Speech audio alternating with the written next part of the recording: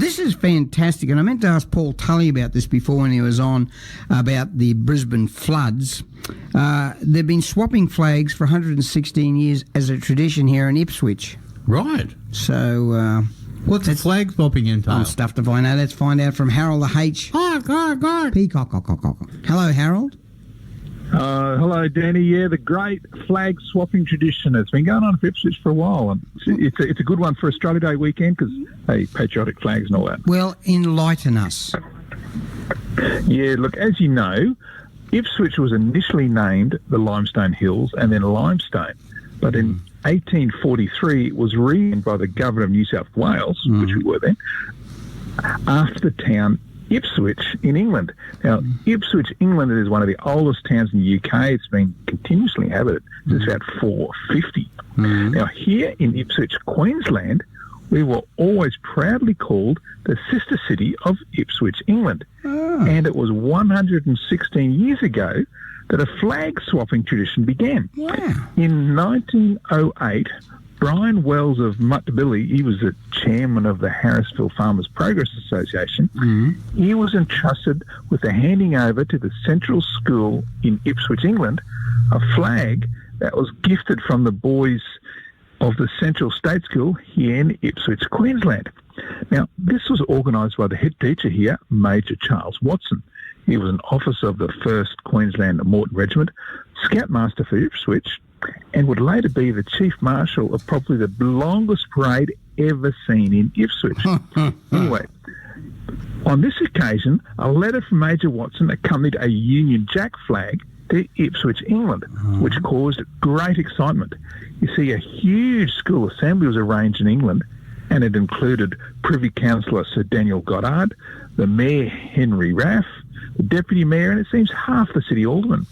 This momentous 1908 flag giving by the Ipswich Queensland School kicked off a tradition that seemed to continue on forever.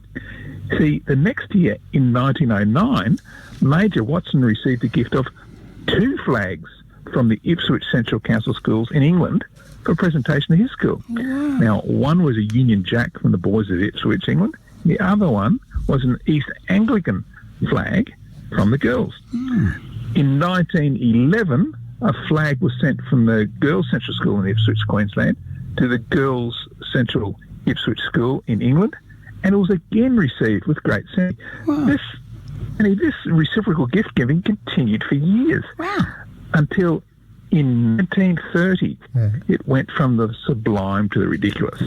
That's because the Ipswich City Council got involved here in Queensland, and they departed from the traditional flags, postcards and letters and sent a case of pineapples. Now, this seemed to, it was a bit rough for them and seemed to stop the interest in gift giving altogether. But it was 20 years later, and this is the magic of radio, Danny. 20 years later, in 1950, the Australian Broadcasting Commission organised an Ipswich, Queensland to Ipswich, England broadcast. Now, they were here for months getting ready. They had interviews, tests, recordings and consultation with a representative of the British Broadcasting Corporation who was here. And then it was ready to go.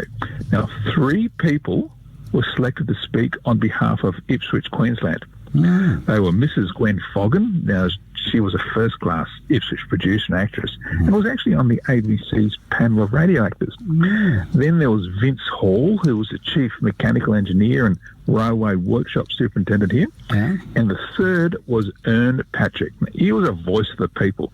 He was president of the Ipswich Rugby League. Now, the Australian end was compared by ABC's Keith Smith, who was really popular for his Pied Piper program. Anyway, the show reportedly was very good listening and rated well. It was so good that the pineapples by the Ipswich City Council were forgotten because 3 years later, in 1953, Ipswich's own Dr. Don Cameron, OBE, he was a federal minister in the Menzies government. He visited Ipswich, England, and again, it was amid great acclaim. Now, he was greeted by the Mayor of Ipswich, England, and shown a portrait of a former Mayor of Ipswich, Queensland, that was Major Watson, that had been photo being presented to Ipswich, England back in 1911. There were photographs, there was coverage, multi-page coverage both here and in England. Now, Danny, did you know that Monty Python's Dead Parrot sketch was based in Ipswich, England? No. So what I'm thinking, Danny, we've got to restart this city sisterhood and get someone there from there with the on the flag. show here with you. Yeah, With the flag or with the dead parrot. It doesn't matter. Yeah, that's a great idea. Yeah, but like, who do we get and what do we ask, Danny? What I want to know is you or Damo have any ideas, or any of our listeners. Who do we get from Ipswich, England, to come on the show with us? I'll chase them up. We just need to know who and what to ask. Any ideas?